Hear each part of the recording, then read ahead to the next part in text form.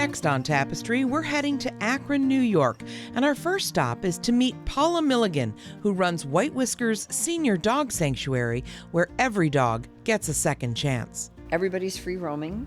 They're all hanging out. Okay. If you come in, you have to really like them and spend time with them. Because, Next, we meet two cousins, Jerry Clementi and Laurie Bordonaro Mozée, whose bond over food and family is served up every day at Cipollina's Rustic Italian Kitchen. We grew up kind of eating peasant food, to be honest with you. Yeah. Oh. It's actually has a phrase in Italian. It's called cucina povera. We finish strong with 10-year-old Honor Smoke, a trailblazing wrestler with a powerful message for anyone who underestimates her.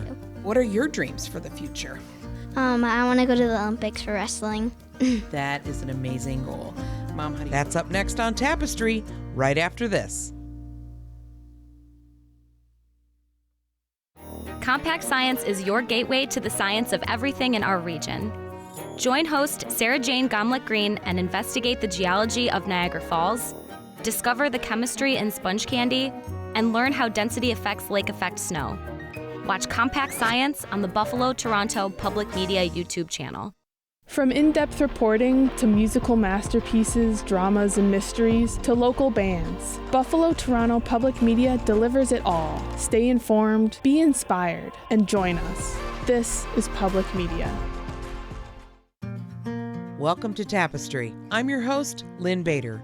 This week, we're in Erie County, in the town of Akron, and we start our day visiting with Polla Milligan, who's living her retirement dream with dogs who deserve a retirement dream of their own. Let's go. Okay. White Whiskers is a sanctuary for senior dogs.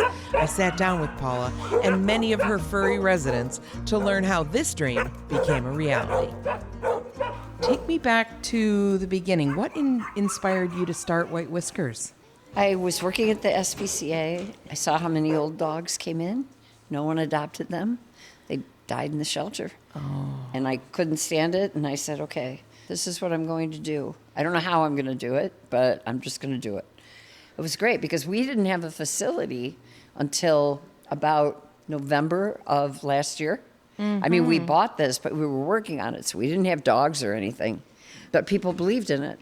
They bankrolled it. This place represents about $750,000. This was an old VFW post. It had asbestos. It had 7 layers of roof. It was just a mess. I mean, this is all completely redone. I live here. I have an apartment in the front. Okay. Because I wanted 24/7 supervision for these guys. Okay. And we're allowed to have 25 dogs at a time. Were you born a dog person? Have you always been a dog person? I have.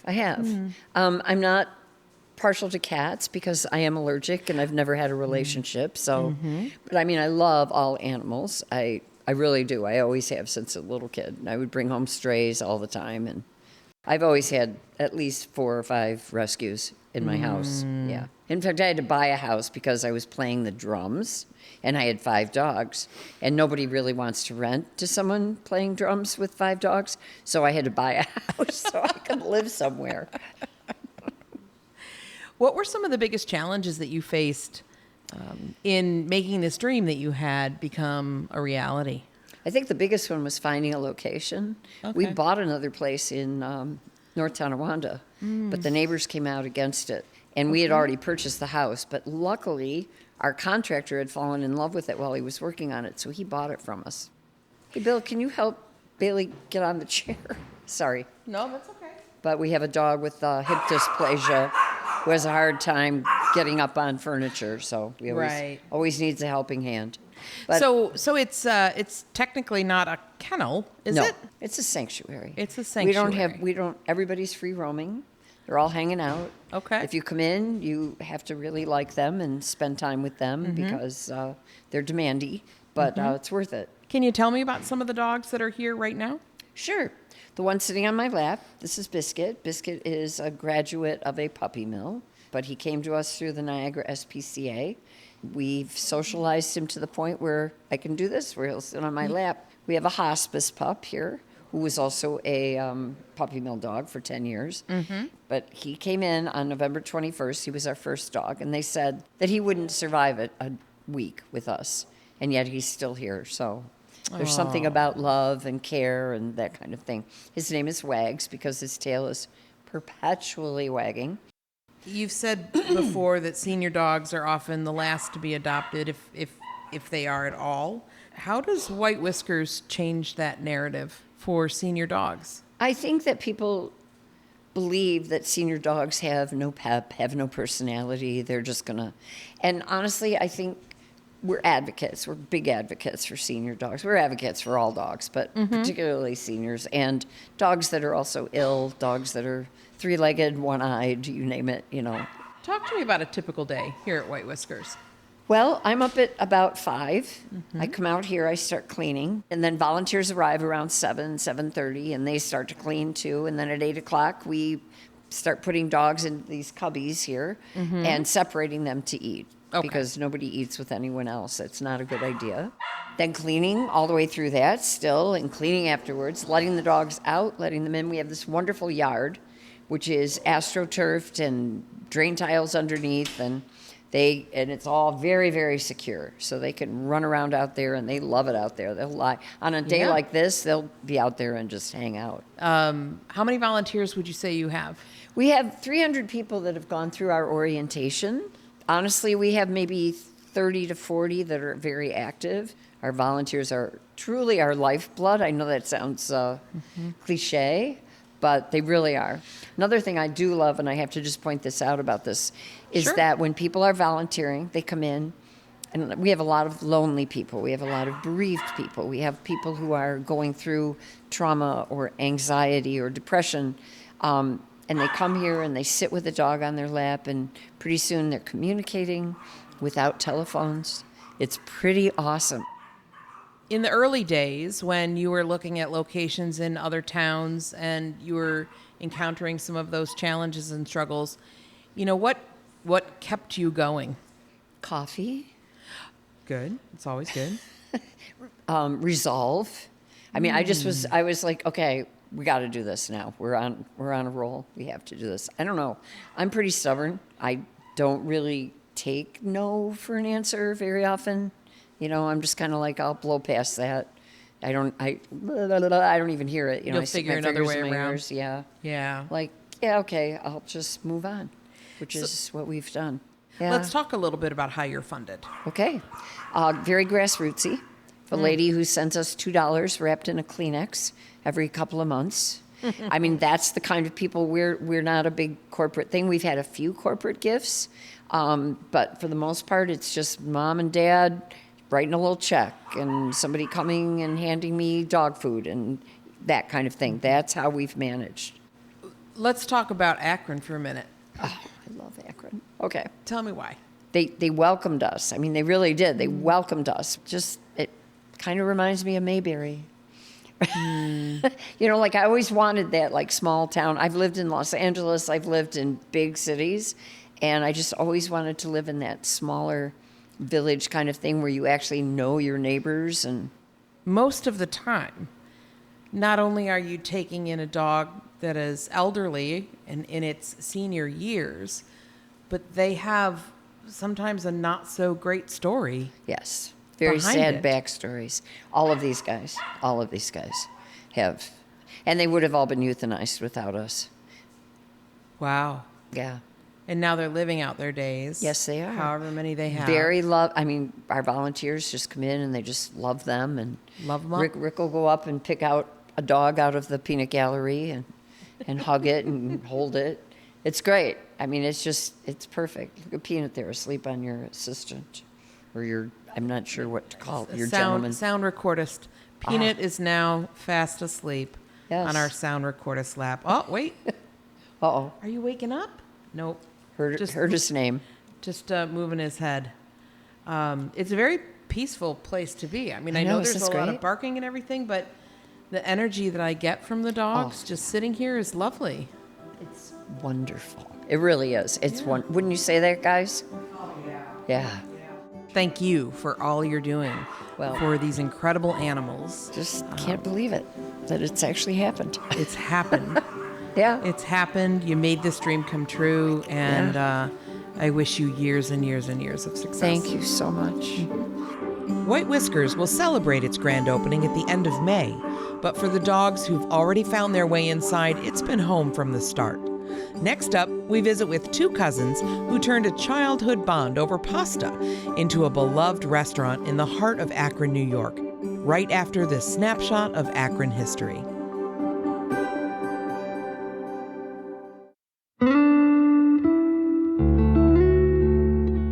In the heart of Akron, New York, there's a house unlike any other, an elegant 8-sided gem known as the Rich Twin Octagon House. Built around 1850, it's one of the finest surviving examples of a 19th century architectural experiment that briefly took hold across the country. Inspired by phrenologist Orson Squire Fowler, octagon houses were thought to promote better health, light, and airflow.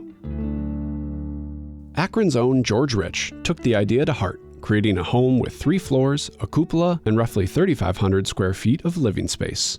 Symmetrical, spacious, and surprisingly modern for its time. Later owned by the Twin family, the house was eventually restored to its 1870s elegance.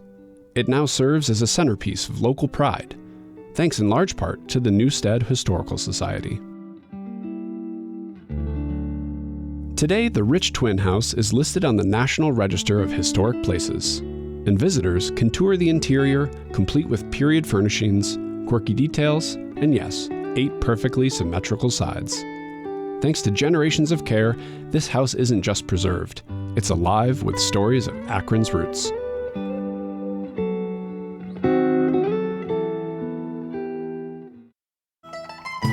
Welcome back to Tapestry. I'm your host, Lynn Bader. Just a few steps from Akron's Main Street on Clinton, there's a restaurant that smells and feels like a family Sunday dinner. Today we're going to make a dish that's been on our menu for many years. We used to make it with penne pasta, but now we're using this wonderful garganelli pasta. It's an egg pasta. Cipollina's Rustic Italian Kitchen was started by 2 cousins raised in first-generation Italian families, Chef Jerry Clementi and Laurie Bordonaro Mozée. And it has some red onion, white mushroom, and some homemade Italian sweet sausage. We started with a cooking lesson. There you go. Do you know how to flip? I don't know how to flip. All right. I don't trust myself flipping. All right. But Well, we'll just, here, you can. So I'm going to deglaze the pan with a little bit of chicken stock. We're going to add some tomato sauce. I'm smelling it too. It smells great, doesn't it? And we're just going to finish it with a little heavy cream. Add the garganelle, little flip. Oh my goodness. We're going to finish this dish with a little fresh pecorino romano. And I have lunch for everybody. Do you want me to put this in 3 separate plates? Here's how their shared memories around the table shaped a dream and a business. Can you share some of your earliest memories as cousins together growing up in Italian families and how important food was to that particular memory? We used to see our grandparents every Sunday because all of us were invited out to Nano and Nana's house to have veal cutlets and pasta. They would be my great-grandparents. Yeah. Oh, okay. So he would come with his family, and we'd be here already. And after we ate, we'd go out and play, and it was just a really nice bonding experience for all of us. What was it like in those kitchens when you were children? You know, the kitchen, I remember, wasn't very big, and everybody was in it. Yeah. And I remember kind of, very tight quarters, and I remember Nana just didn't speak a word of English, obviously, and spoke dialect, actually. I really remember one time vividly that there was snails being cooked. For some reason, it stuck out of my head. And I remember I was like, oh, no. I was like a little boy, and I remember, I'm not eating snails. But now I've come to love snails. As a little boy, you might go hunting for snails. Yeah, maybe. But you're not going to eat them. Exactly. Right? It wasn't on my list of, I'd rather have a meatball than. Well, that was going to be my next question. What were some of your favorite things to eat growing up that your family Pasta and meatballs was mine, actually. Just very simple. Cutlets. Yeah. Oh, yeah, the cutlets. I remember beef cutlets were my favorite as opposed to chicken or veal. Really? Yes, yes. We had a lot of beef cutlets growing up. How did your heritage impact the flavors, the feelings, the memories, and the food? We grew up kind of eating peasant food, to be Yeah, honest with you. yeah. Oh. It's actually has a phrase in its town. It's called cucina povera. Pasta and peas and, simple Polenta, things. things like that. A lot of pasta, a lot of vegetables, and a lot of fish. We ate a lot of fish growing up. Pasta, vegetables, and fish. And fish you normally wouldn't think that was, I'm not talking about salmon or halibut. I'm talking about a cod and whiting. I remember my grandmother and my uncle making whiting all the time.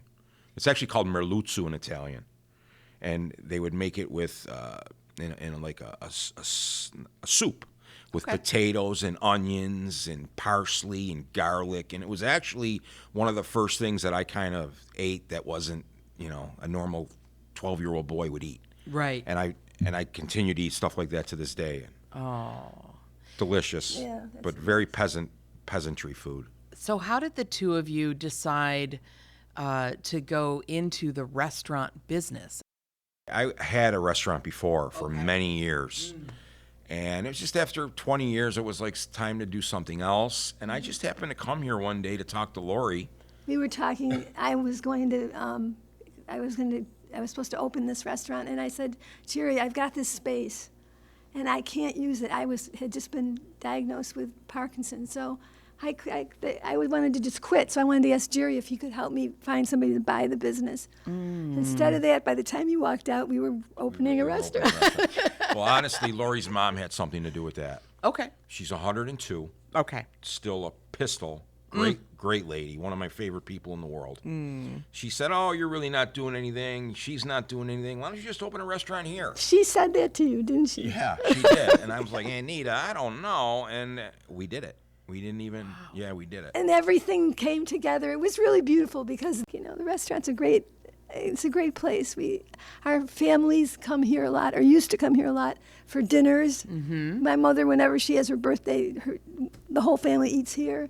Same with Jerry's family. I hear that there's an interesting story about how you came up with the name for this restaurant. That was my grandmother. Yep. She used to call me Cipollina. I loved it right from the get-go. Yeah. It was like a term of endearment for her. Yeah. My little Cipollina. Yeah. My little onion. You're squeezing your cheeks. Yeah, I think I could see her grandmother doing that as she said that to her. Yes. Because that's how they were. They like to grab your face, You grew up in Akron? Yes. Okay. You I did did not not, grow no. up in Akron? No. Okay. The Bordonaros are from Akron. Laurie's dad and my grandmother were brother and sister. So we would come out on the weekends when I was small. And I loved Akron. I always had a soft spot for Akron. So Your vision for the restaurant when you first opened it, was it fine dining? What was it? for me, it's never been fine dining. I'm not that kind of chef. I cook more rustic Italian food. That's kind of what I was, taught to do and studied to do. I hear you teach cooking classes. Oh, yes. We we have a cooking school now in cooperation with Dominic Ortiz. It's just been a lot of fun, a lot of work too, but we do 2 classes a month now. It's something that I really enjoy doing. I think I'm, pretty good at it. I have to admit, I think it's something that I thrive at. It's created a lot of new customers for the cooking school and the restaurant. It's kind of people come into the cooking school, they learn about Cipollina, they come here for dinner. People come here for dinner, they learn about the cooking school. This place, when did you open this restaurant? 2014. Okay, so we're at year 11. Yes, we just had our 11-year anniversary. Yeah. What's the future for Cipollina's? As long as I can keep going, we're going to keep going, Yeah. to be honest with you, I love doing this so much that you're going to have to pull me out of there. So I dream of food, that's all I do. It's my life. So as long as I can show up every day, we're going to keep going. That's it, What about you, Laurie? Well, I think I'm emotional here. I was really glad to open a restaurant with my cousin because I always had a soft spot for him growing up, and I'm 10 years older than he is. Laurie was always my favorite when I was younger. And so I'm really glad that it worked out for as long as it has, so that he especially can get the recognition he deserves, because he's a wonderful chef, and he's made my life really interesting over the past 10 years. It's been great. At Cipollina's, tradition is still on the menu, and for Jerry and Laurie, it's more than food, it's family. We'll be back right after this. Explore the Underground Railroad's final stop.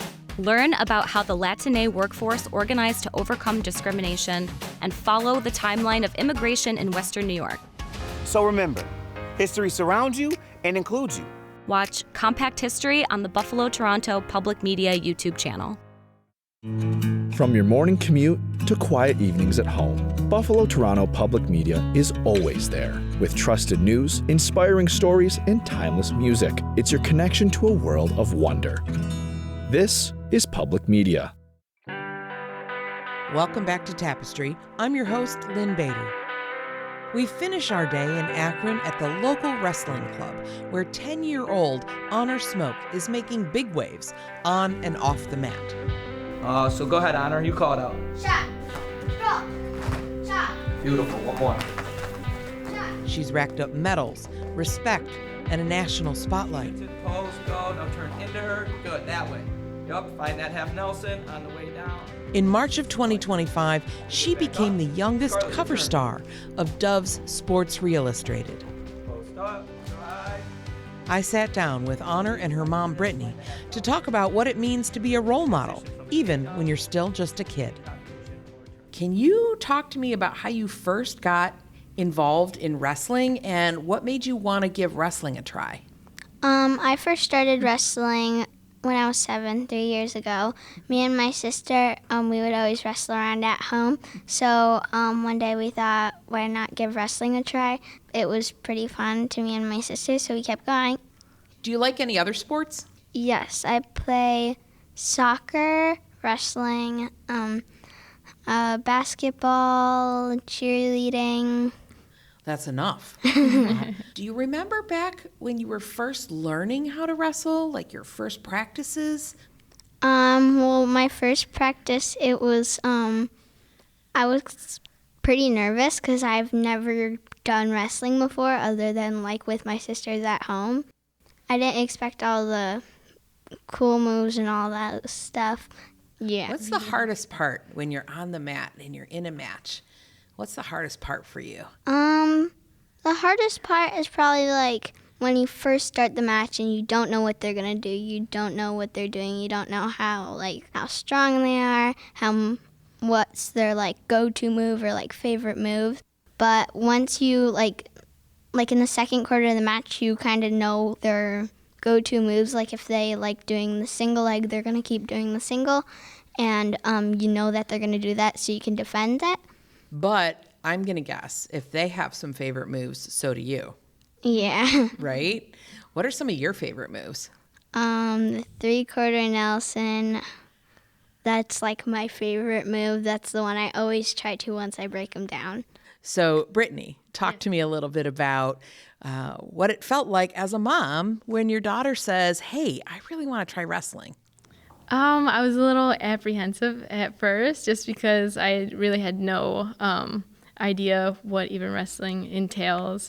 My husband and I are both basketball players, but she came home one day and there was a pamphlet from the school with like all these different programs. Honor was like, wrestling. We're like, okay, sure. Like if that's what you want to do, we'll do it. So it definitely took me by surprise. How did the whole Sports ReIllustrated thing happen? Somebody we knew sent this thing on Instagram that was like somebody was looking for a girl that played like a primarily male-dominated sport between the ages of 7 and 13, whatever it was, and different backgrounds, things like that. And they were like, oh, like this is Honor, and I was like, okay, like I'll fill out their questionnaire, send it, and see what happens. I had no idea at first that what this actually was. Maybe like 2 weeks later, and was like, hey, we're Sports Illustrated and Dove, like we want to know more about Honor. And we were like, oh my goodness, like at first I was like, is this a scam? Like, like is this an internet scam? Yeah. How about for you when you first found out that this was all going to happen? Well, we were in the car picking my brothers up from the babysitter, and my mom's like, and I'm like, what? And then she's like, you're going to be on Sports Illustrated. And I'm like, what's Sports Illustrated? Because I didn't know what it was until she told me. I didn't think I was actually going to be on it. I'm like, are you tricking me? Because I didn't know it was actually real. But, like, once I found out, it was, like, crazy. What was your message to those folks that day when they interviewed you? Sports Illustrated and Dove wanted to show that being sporty is awesome, no matter what you look like or what you can do. This is a sport that mainly boys or, men play. What do you think about that? Well, I know mostly boys play it because when I first started out, I was the only girl there because my sisters didn't do wrestling yet because I was the first one to do it. What's it like wrestling the boys? They're a little bit harder to beat. When I wrestle them, they're kind of like stronger than the girls, and none of the boys want to be beat by a girl, so they try their hardest not to lose. But I've been wrestling a lot of boys, so I know kind of like how they're gonna do it. Like most of the boys, when they wrestle a girl, they try to get the headlock, so I always like stay away from that. You know their strategy. Oh, wow. She's cracked the code. She's cracked the code. What would you say to other young girls your age that want to try sports that usually boys do? They could do it no matter what they look like or what they can do. What are your dreams for the future? I mean, you're only 10. You got a while. I want to go to the Olympics for wrestling. That's an amazing goal. That is an amazing goal. Mom, how do you feel about that? I'll drive her. I'll travel with her. You'll travel with her? You'll cheer her on? I'll be there, to encourage her every step of the way. Absolutely. Talk to me about what it's been like to raise a daughter to just not be afraid to try anything. We are indigenous people, so we come from just a strong line of indigenous women. Our ancestors never stopped fighting for many things, our land, our water, our language, and things like that. So she just kind of carries that on, that fight in her. Up, drive, good. So Honor's been focusing on getting that knee off the mat and trying to drive to her feet. So exploding through her shots a little bit, post and go. Good, up, run, and F Nelson. Now Scarlett, next time turn into her. Do one more, Honor. So that wraps up this episode of Tapestry. Next week, you'll find us in Wellsville, New York, taking in some golf, some delicious Texas hot, and getting ready for a hot air balloon rally. I hope you'll join me. Tapestry is a production of Buffalo Toronto Public Media. You can listen to all of our episodes at btpm.org or wherever you get your podcasts. I'm your host, Lynn Bader. Thanks for listening.